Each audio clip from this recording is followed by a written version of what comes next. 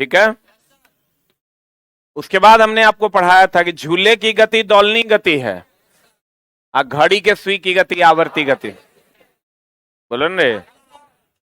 झूले की गति दौलनी गति है और घड़ी के सुई की गति आवर्ती गति। सही है। उसके बाद हमने आपको पढ़ाया था पिछली कक्षा में, क्या पढ़ाया था, v बराबर एन लेमडा। किसी भी तरंग का जो वेग होता है वो होता है v बराबर एन लेमडा। नीचे कौन लाइव कर रहा है? नीचे भी लाइव होता है ना, तुम जाएगा तब करेगा। v बराबर क्या होता है एन लेमडा। एन क्या है? आवृत्ति। लेमडा क्या है? तरंग दैर्घ्य। अब v क्या है? वेग। एक पढ़ाए थे हम तुमको एन बराबर 1/t। एन आवृत्ति है, टी आवर्तकाल। एक दोलन पूरा करने में लगे समय को आवर्तकाल कहते हैं। एक सेकंड में दोलनों की संख्या को आवृत्ति कहते हैं। एक दोलन पूरा करने में लगे समय को आवर्तकाल, और एक सेकंड में जितना अप डाउन होगा उसे आवृत्ति। आवृत्ति का SI मात्रक हर्ट्ज है, आवर्तकाल का SI मात्रक क्या है? सेकंड है। यही ना बात हुआ था। एक होता है श्रिंग, एक होता है गर्त। दो लगातार श्रिंग या दो लगातार गर्त के बीच की दूरी को तरंग दैर्घ्य कहते हैं। तरंग दैर्घ्य का SI मात्रक मीटर है। तरंग दैर्घ्य एक प्रकार की दूरी है और इसका व्यवहारिक मात्रक एंगस्ट्रॉम है। एक एंगस्ट्रॉम बराबर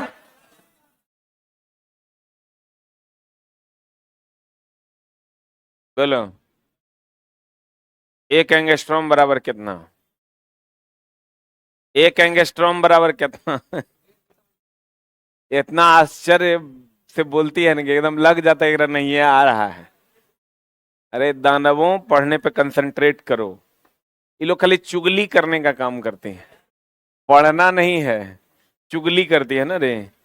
एकरा ओकरा से लड़ाना है, ओकरा ओकरा से लड़ाना है। बोले रे चुगलखोर। बताओ बताओ रे, तुरो ने पता या चुगली करेगी चुगली। एक एंगस्ट्रॉम बराबर कितना मीटर?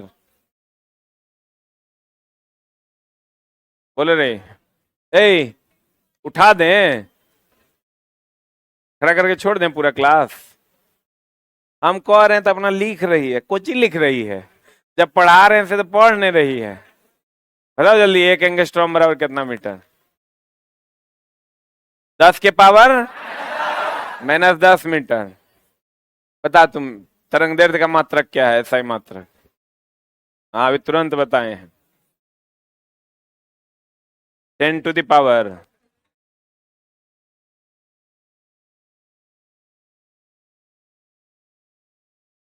चुगली करती है चुगली। तो तरंग दैर्घ्य का पावर 10⁻ है। अरे माने कान चाहिए। बोलो रे। तरंग दैर्घ्य का SI मात्रक है मीटर। वाह बहुत बढ़िया। एक होता है चला माध्यम के कंपन के आधार पर अनुप्रस्थ और अनुदैर्घ्य। अनुप्रस्थ होता है ऐसा, अनुदैर्घ्य होता है ऐसा। अनुदैर्घ्य बोले तो सीधा, अनुप्रस्थ बोले तो टेढ़।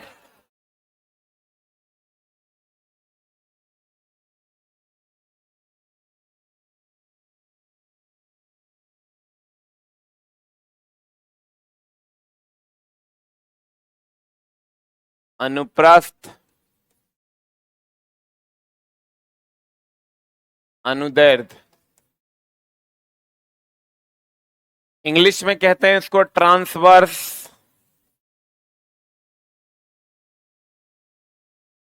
लॉन्गिट्यूडनल।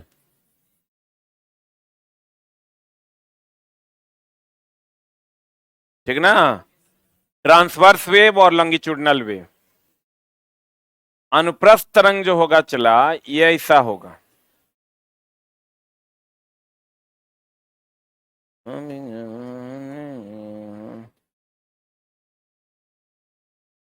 ये अनुप्रस्थ तरंग, और अगर सीधे होगा ये अनुदैर्ध्य तरंग। हाँ, पुराना किताब में उल्टा है, नवका में ठीक करवा दिए हैं।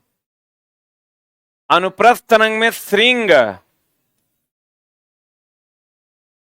और गर्त का निर्माण होता है। अनुप्रस्थ तरंग में किसका निर्माण होता है? श्रृंग और गर्त। हम बोले तो दो लगातार श्रृंग के बीच की दूरी को क्या कहते हैं? तरंग। और ये जो कंपन करती है ये 90 डिग्री पर, कितना डिग्री पर? यानी ये लंबवत कंपन करती है।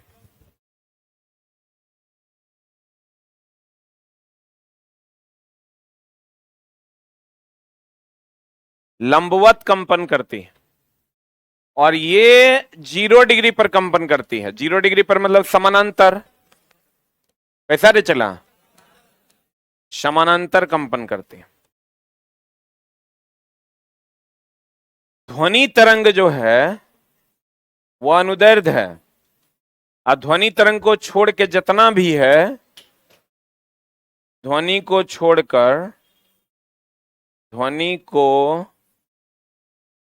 छोड़कर जितना है इस सब अनुप्रस्थ। ध्वनि को छोड़कर सब कितना है? अनुप्रस्थ। अनुदैर्ध्य होगा जब सीधा जाएगा, और जब टेढ़ा मेढ़ा होगा तो क्या होगा? अनुप्रस्थ। क्लियर है? ध्वनि तरंग क्या है? अनुदैर्ध्य। ध्वनि तरंग अनुदैर्ध्य मतलब सीधा, अनुदैर्ध्य मतलब सीधा, अनुदैर्ध्य मतलब सीधा, अनुदैर्ध्य मतलब सीधा, अनुदैर्ध्य मतलब सीधा, अनुदैर्ध्य मतलब सीधा, अनुदैर्ध्य मतलब सीधा, अनुदैर्ध्य मतलब सीधा। बोलो न रे, तब न नहीं याद होता है। अनुदैर्ध्य मतलब सीधा, अनुदैर्ध्य मतलब अनुदैर्ध्य, अनुप्रस्थ हो जाएगा टेढ़ा में। ठीक है?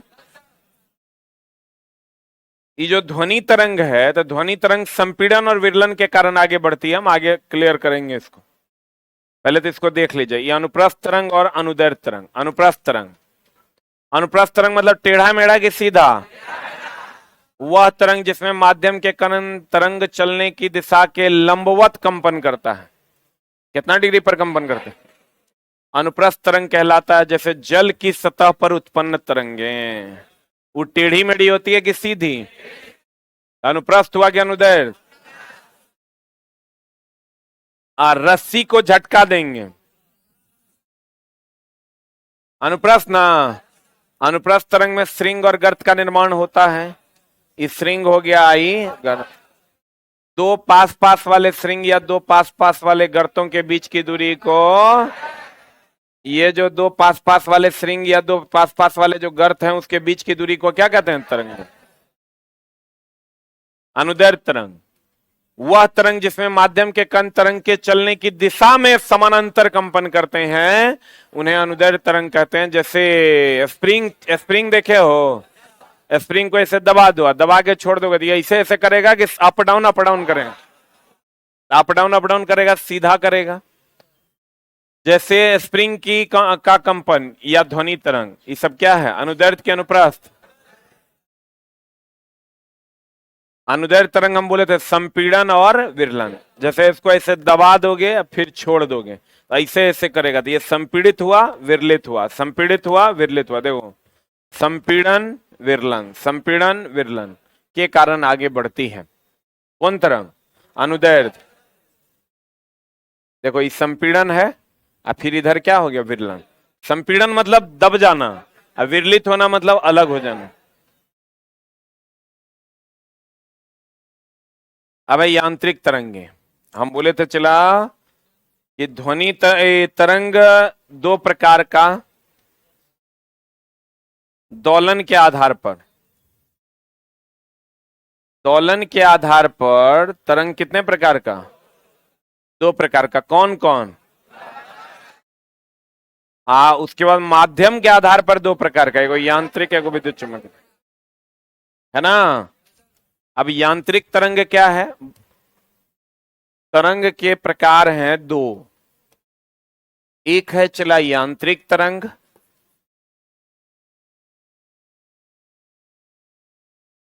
और एक है अयांत्रिक तरंग, मैकेनिकल और नॉन मैकेनिकल वेव्स। यांत्रिक तरंग होता है चला जिसमें कंपन होता है, जिसमें कंपन होता है उसे हम कौन तरंग, और जिसमें कंपन नहीं होता है, जिसमें कंपन नहीं होता, इसमें माध्यम की आवश्यकता होती है, इसमें माध्यम की आवश्यकता नहीं। इसका एग्जाम्पल है ध्वनि तरंग, इसका एग्जाम्पल है ध्वनि तरंग को छोड़कर सब, प्रकाश तरंग, विद्युत चुंबकीय तरंग, सब। ध्वनि तरंग को छोड़कर कि पकड़कर, छोड़कर सब, ध्वनि तरंग को छोड़कर सब। अब ध्यान दीजिएगा, तरंग दो प्रकार के, एक यांत्रिक और दूसरा अयांत्रिक। यांत्रिक तरंग वह तरंग है जिसमें कंपन होता है, इसमें माध्यम की आवश्यकता होती है, इसका एग्जाम्पल है ध्वनि। अयांत्रिक तरंग वह तरंग है जिसमें कंपन नहीं होता है, इसमें माध्यम की आवश्यकता नहीं होती है, और ध्वनि तरंग के अलावा जितना भी है सब क्या है, अयांत्रिक। मैकेनिकल वेव्स और नॉन मैकेनिकल वेव्स, जिसमें जैसे आप यहां साउंड बॉक्स बजा दीजिए, साउंड बॉक्स बजाइएगा तो कंपन होता है कि नहीं, लेकिन आग लगाइएगा तो कंपन होगा। आप आग लगा दीजिए सब चीज हिलने लगेगा क्या, लेकिन आप ध्वनि बजा दीजिए तो नहीं हिलेगा।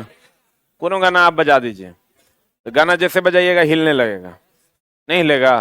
तो इसका मतलब ध्वनि एक प्रकार का कंपन है, उसमें माध्यम की आवश्यकता होती है। निर्वात में आप बोलिएगा तो आपका आवाज यहां से वहां तक नहीं जाएगा, ध्वनि निर्वात में गमन नहीं करते।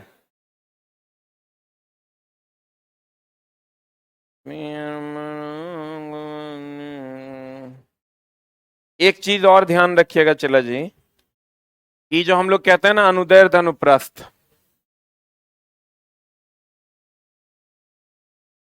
अनुदैर्ध, इस तरंग में ध्वनि तरंग आता है, उस ध्वनि तरंग को ही हम लोग दाब तरंग कहते हैं, इसी को हम लोग प्रत्यास्थ तरंग कहते हैं। इसका वेग होता है 332 मीटर पर सेकंड। उसके बाद अनुप्रस्थ तरंग आता है, अनुप्रस्थ तरंग में आ जाता है आपका प्रकाश, विद्युत चुंबकीय तरंग,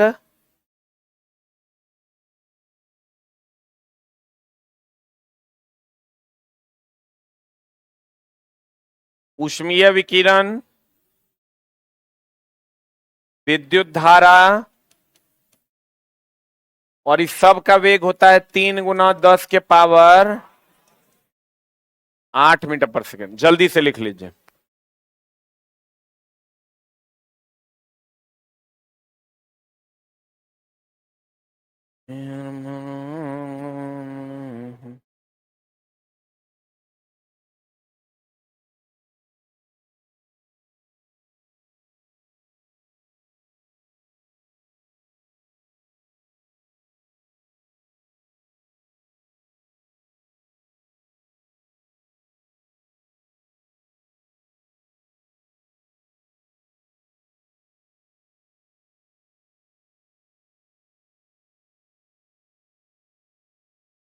हो गया?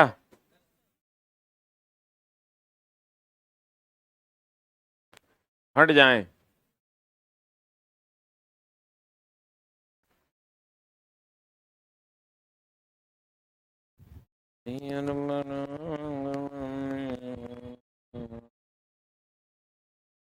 आपका बुक कहाँ है? हे, वेयर इज योर बुक? भाई के पास, दोनों भाई मिला के वो। तब हम कह रहे हैं कि बुक काहे नहीं बिक रहा है। तो हर किताब कहाँ है? लेगा, कोई बात नहीं। ई वैकेंसी के बाद तो फिर कभी वैकेंसी नहीं मिलेगा, एक ध्यान रखना। हाँ, जितना मजाक अभी तू कर रहा है ना, उतने मजाक जीवन तो रस करेगा। हट्ठा कट्ठा है, ये है गार्ड का नौकरी करना क्या? बताओ तरंग दैर्ध्य का मात्रक क्या है?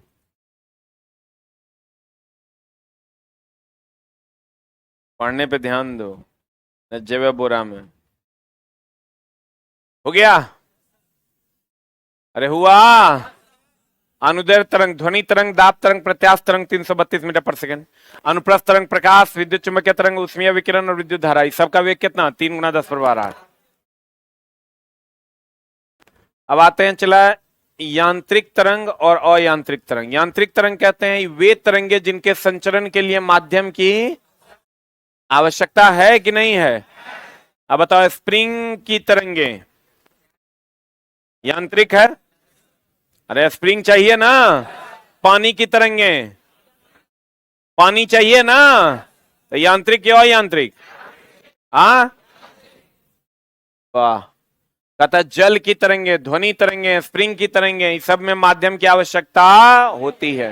ये तरंगे अनुप्रस्थ भी हो सकती है और अनुदैर्ध्य। इस पर तो हम अलग से चर्चा करेंगे कि अनुप्रस्थ कहां, अनुदैर्ध्य कहां। देखिए ना, ये पानी अनुप्रस्थ है, स्प्रिंग क्या है? अनुदैर्ध्य।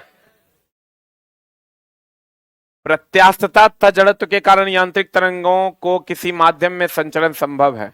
प्रत्यास्थता होता है किसी चीज का वह गुण जिसके कारण वो अप डाउन हो सकता है, खींचे पुनः अपने शेप में आ गया, यही ना प्रत्यास्थता है। और जड़त्व तो कहते हैं किसी पदार्थ का वह गुण जिसके कारण वो अस्थिर रहना चाहता है और गति में है तो गति में। तो कहता है इसी के कारण यांत्रिक तरंगे किसी माध्यम में संचरण करती है। देख लो, ध्वनि तरंग, दाब तरंग, प्रत्यास्थ तरंग, यांत्रिक तरंग, इसका वेग कितना कितना? अब आ जाइए आप और यांत्रिक तरंगों का वर्गीकरण। देखिए यांत्रिक तरंगों का वर्गीकरण क्या है। यांत्रिक तरंग में तो ध्वनि तरंग आ गया, इसमें माध्यम की आवश्यकता होती है, इसमें माध्यम की आवश्यकता होती है।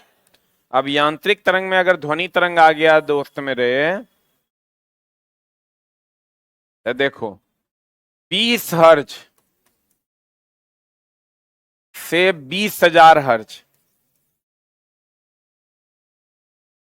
इसको हम लोग 20 किलो हर्ज भी लिख सकते हैं। इससे अधिक की ध्वनि पराश्रव्य ध्वनि है, इससे कम ध्वनि अवश्रव्य है ध्वनि है। अब 20 से 20,000 हर्ज की ध्वनि कौन ध्वनि है? ऑडिएबल साउंड, अल्ट्रासाउंड, इसको इंग्लिश में कहते हैं अल्ट्रा साउंड, इसको कहते हैं ऑडिएबल साउंड, इसको कहते हैं इंफ्रासोनिक साउंड।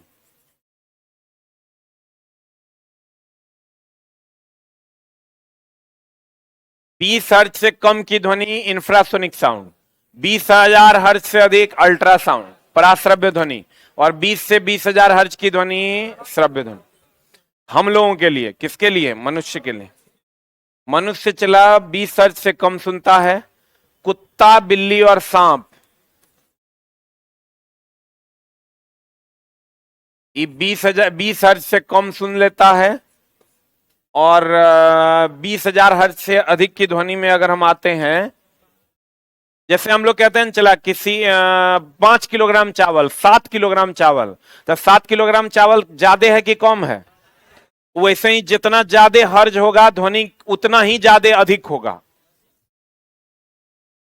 जैसे किलोग्राम से द्रव्यमान का पता चलता है ना, वैसे ही हर्ज जितना ज्यादा होगा ध्वनि उतना ज्यादा हो।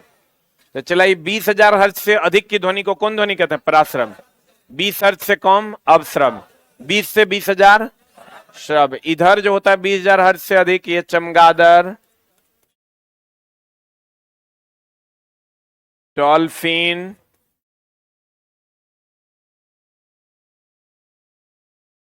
परपोइसेस के लिए होता है। चमगादड़, डॉल्फिन और किसके लिए? परपोइसेस के लिए। कितना हर्ज से ज्यादा? 20,000 हर्ट्ज से ज्यादा। किसके लिए? चमगादड़, डॉल्फिन और परपोइसेस के लिए। सही है। 20 हर्ट्ज से कम अब श्रव्य ध्वनि, 20,000 हर्ट्ज से ज्यादा। हाँ, आप 20 से 20,000 हर्ट्ज कौन ध्वनि? श्रव्य ध्वनि ना। आप देखो, चला हम लोग कुत्ता क्यों पालते हैं पता है तुम लोगों को? ताकि वो काट सके।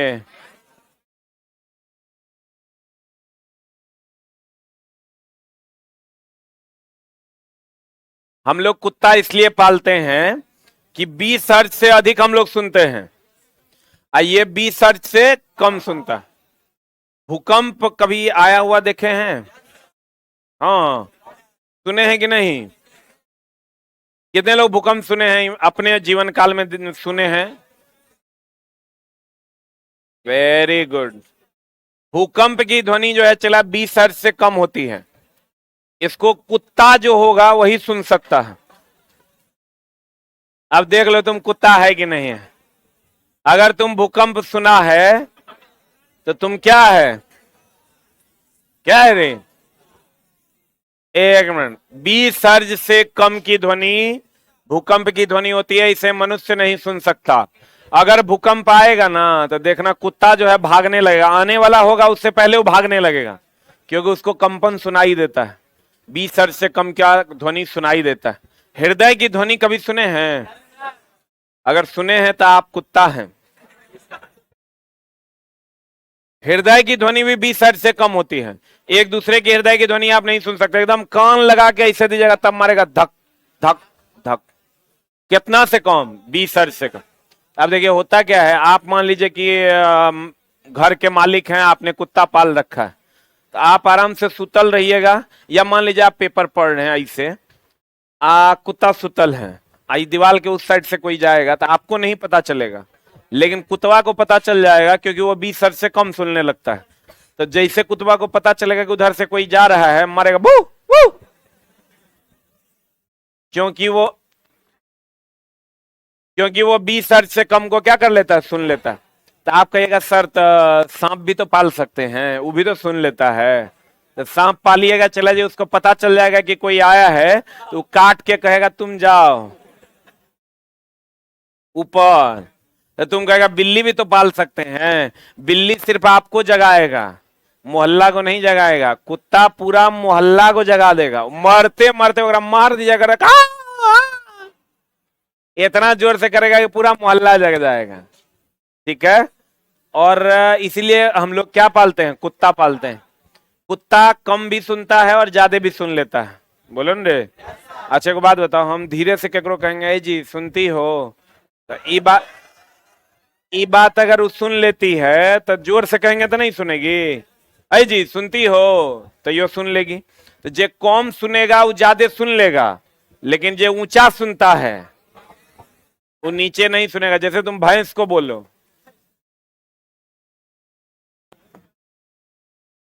एक बार क्या हुआ, हम जहां रहते थे फर्स्ट ईयर में, सेकंड ईयर में थे उस टाइम, वाइस प्रिंसिपल के फ्लैट पे हम रहते थे, अब वहीं पर मैथ पढ़ाते थे इंजीनियरिंग वालों, जूनियर को, फर्स्ट ईयर वाले बच्चों का। वो 1500 टका लेते थे पढ़ाने का, वो नहीं पढ़ाते थे, हम ही पढ़ाते थे। सेकंड ईयर में थे तो फर्स्ट ईयर वालों का, थर्ड ईयर में गए तो फर्स्ट और सेकंड ईयर वालों का। तो हमको देते थे वो 1500 टका महीना, और वो लेते थे 1500 टका गोटा। एक बैच में 12 को 14 को बच्चा रहता था, तो फिर मेरा 1500 में काम चल जाता था। तो उनकी मैडम थी, वो सुबह सुबह उठी फूल उल तोड़ने के लिए, रास्ता में वो सांड जो है, सांड ने भैंसा का पाड़ा, पाड़ा जानते हो ना, वो बैठल था और उनको उस पार जाके फूल तोड़ना था। तो वो कहती है ए उठो ना।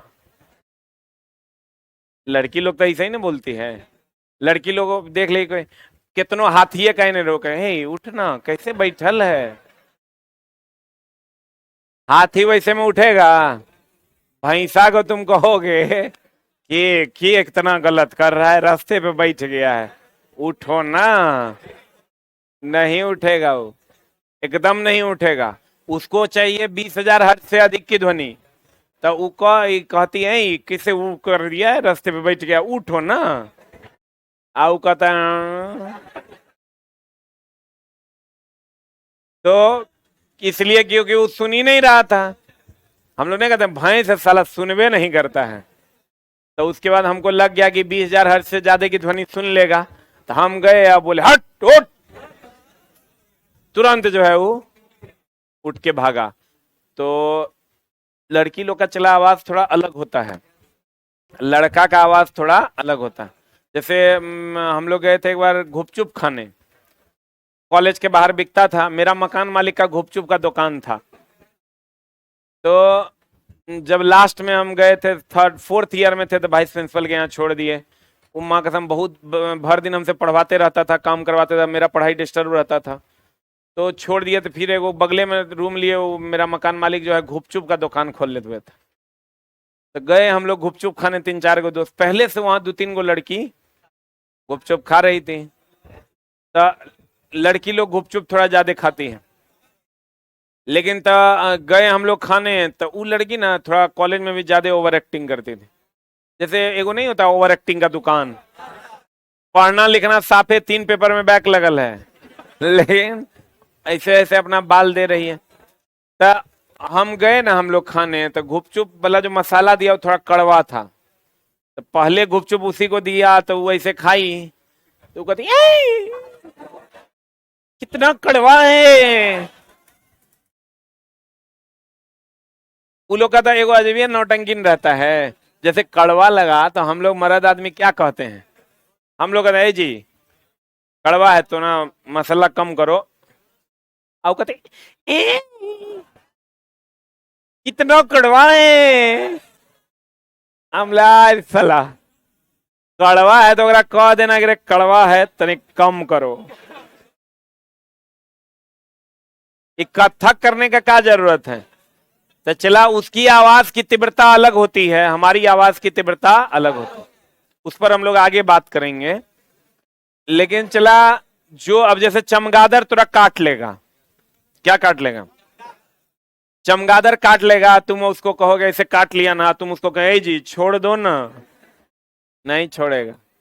काहे नहीं छोड़ेगा, क्योंकि 20,000 हर्ट्ज से अधिक की ध्वनि सुनता है, तो अगर चला बहुत जोर से कहना पड़ेगा तब वो छोड़ेगा, नहीं तो वो सुनवे नहीं करेगा। वो काट लिया मतलब काट लिया। इसीलिए कहता है कि जब चमगादड़ काटता है, हम लोग के गांव में कहावत है कि बादल गरजेगा तभी छोड़ेगा, अगर एक बार काट लिया मतलब ये हुआ क्योंकि वो 20,000 हर्ट्ज से अधिक की ध्वनि सुनता है।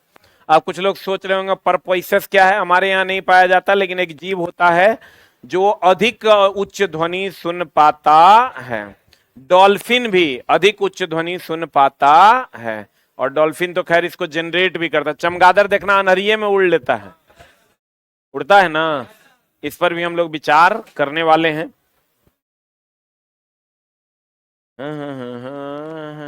यांत्रिक तरंगों को ध्वनि तरंग कह सकते हैं, परंतु सभी यांत्रिक तरंग ध्वनि तरंग नहीं है। जैसे स्प्रिंग की तरंग यांत्रिक तरंग तो है, लेकिन क्या वो ध्वनि तरंग है?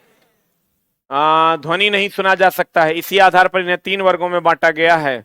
श्रव्य कितना से कितना, 20 हर्ट्ज से कम। श्रव्य होता है 20 से 20,000 हर्ट्ज के बीच, जितना ही चला हाथी वाथी भी 20 हर्ट्ज से कम में सुनता है।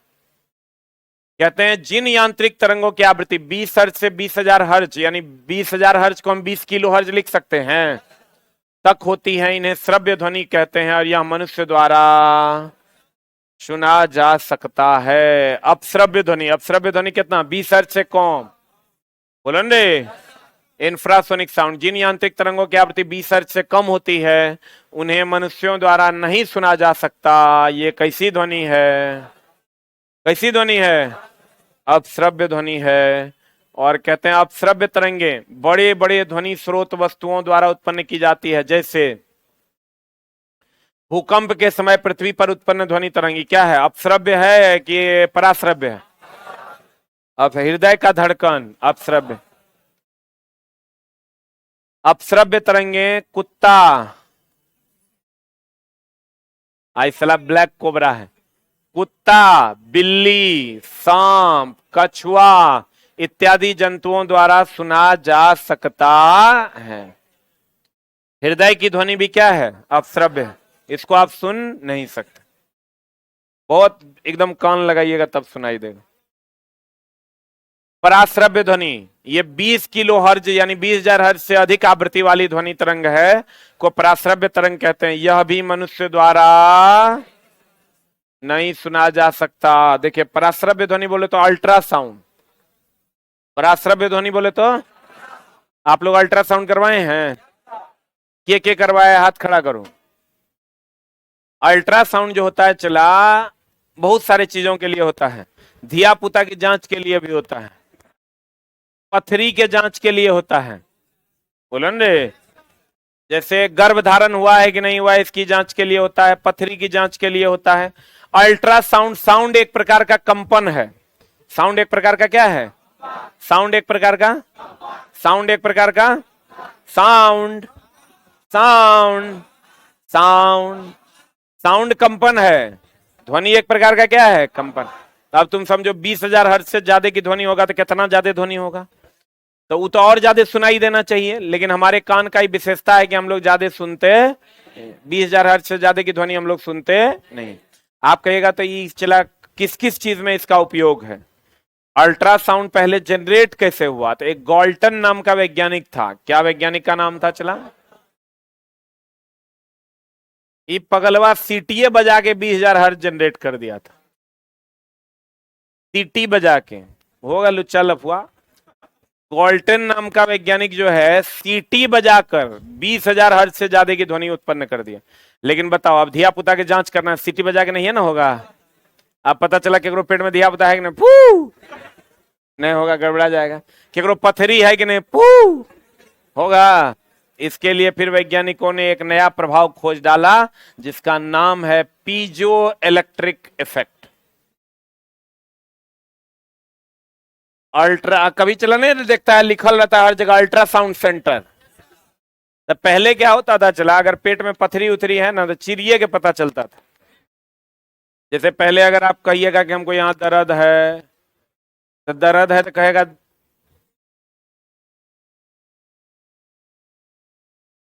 अरे साला इत पाथर रखल है। अब वो सब बात नहीं है। अब चला पथरी को साउंड से बिना चीरफाड़ किए पता लगा लिया जाता है कि कितना एमएम का पथरी है। पथरी अभी लगभग लोगों को हो रहा है, हम लोग को चला नहीं होता है। लेकिन पथरी आप समझिए कि उन लोगों को हो रहा है जो एसिडिक खाना खाते हैं, अम्लीय भोजन खाते हैं, खट्टा पदार्थ जो ज्यादा खाइएगा, दुकान का सामान ज्यादा खाइएगा, तब आपको हो जाएगा पथरी। और पानी कम पीजिएगा तब भी पथरी होने के चांसेस प्रबल हैं। जैसे अभी दीपक सर को हुआ था, हे इतना बड़का ढेकरी था, इतना बड़का पथरी। कुछ कुछ लोग होते हैं जो गलत भी होते हैं, उन लोगों को भी पथरी होता है। जैसे दारू ज्यादा पीजिएगा उससे भी पथरी होने के चांसेस हैं। मतलब हर वो चीज जो अम्लीय है उससे पथरी होने के चांसेस हैं, क्योंकि वो कैल्शियम ऑक्सलेट का बना होता है और calcium oxalate acidic in nature होता है। तो पथरी वगैरह की जांच की पथरी कितना एमएम का है इसका भी पता आपको चल जाएगा। हमको तो एक बार चला कह दिया था कि दोनों बगल पथरी है, कहा कि 2-3 दिन में नहीं चिरवाइएगा तो बोरा में चल जाइएगा। हम लार साला, जब पटना आए चेक करवाए तो कहीं कुछ नहीं था। हम लोग चला धर्मात्मा आदमी है, पथरी होगा। तुम लोग भी चला, जितने लोग हैं कम से कम दिन में कम से कम 2 लीटर पानी तो हर हाल में पियो। 8 से 10 ग्लास पानी पीजिएगा, कभी पथरी का समस्या नहीं होगा। अगर पथरी हो भी गया है तो बहुत ज्यादा घबराने की जरूरत नहीं है, आप ऑपरेशन करवा के ठीक हो सकते हैं। अरे पथरी हो जाएगा तो बहुत आसान है, अल्ट्रा लेजर के द्वारा ऑपरेशन होता है। अब चला देखो, अल्ट्रासाउंड ध्वनि एक प्रकार का कंपन है। ध्वनि एक प्रकार का क्या है? कंपन। और इसको जनरेट किया जाता है पीजो इलेक्ट्रिक इफेक्ट, दाब विद्युत प्रभाव के द्वारा। लेकिन पहली बार जनरेट किया गया था गॉल्टन नामक वैज्ञानिक ने, क्या बजाकर? सर्वप्रथम गॉल्टन नामक वैज्ञानिक ने एक विशेष प्रकार की सीटी बनाकर इसे क्या किया था? उत्पन्न किया था। उसके बाद कहता है आजकल पीजो इलेक्ट्रिक इफेक्ट और क्वार्ट्ज क्रिस्टल के दोलन द्वारा, क्वार्ट्ज क्रिस्टल एक प्रकार का ठोस संरचना होता है जिसके दोलन द्वारा इसे उत्पन्न किया जाता है। अधिक आवृत्ति व कम तरंग दैर्ध्य होने के कारण इनमें अत्यधिक ऊर्जा संचित होता है। अब सोचो तुम अल्ट्रासाउंड मशीन जो है उसमें मुश्किल से अल्ट्रासाउंड करने में 10 से 12 रुपए का खर्च है। 200 टका ऑपरेटर ले लेगा मान लेते हैं, तो 210 या 220 टका। जबकि अल्ट्रासाउंड करवाने जाओगे तो 1500 टका फीस ले लेगा। अभी तो कलर और अलग अलग प्रकार का अल्ट्रासाउंड है, 2-2000 रुपया फीस लेता है।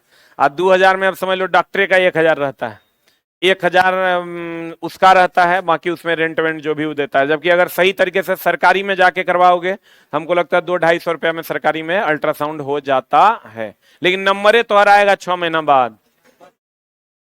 जैसे आईजीएमएस में अल्ट्रासाउंड करवाने के लिए नंबर लगाओगे ना, तो तब तक हमको लगता है तो पथरी पाथर हो जाएगा। तो कहते हैं चला जी अब कभी चले जाओ आईजीएमएस में कैंसर का इलाज करवाने, फर्स्ट स्टेज में जाओगे और जब ऑपरेशन का डेट आएगा तब तक शायद ही तुम बचोगे, बहुत कम संभावना है कि तुम बचो।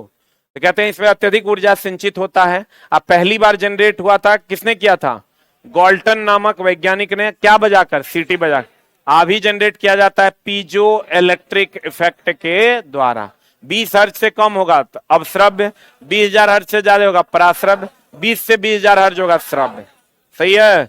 हम लोग के लिए श्रव्य ध्वनि ना 20 से कितना? 20,000। भूकंप की ध्वनि 20 हर्ट्ज से कम, हृदय की ध्वनि 20 हर्ट्ज से कम, कुत्ता बिल्ली सांप 20 हर्ट्ज से कम, चमगादड़ डॉल्फिन परपोइसस 20,000 हर्ट्ज से ज्यादा। ठीक है ना? अल्ट्रासाउंड पहली बार गॉल्टन नामक वैज्ञानिक ने क्या बजाकर, और इसे अभी जनरेट किया जाता है पीजो इलेक्ट्रिक इफेक्ट के द्वारा। V बराबर क्या होता है? एन लेमडा, N बराबर 1/T। बोलो रे, दो लगातार श्रृंग और गर्त के बीच की दूरी को तरंग दैर्ध्य कहते हैं। अनुदैर्ध्य मतलब सीधा, अनुप्रस्थ मतलब टेढ़ा। Thank you very much.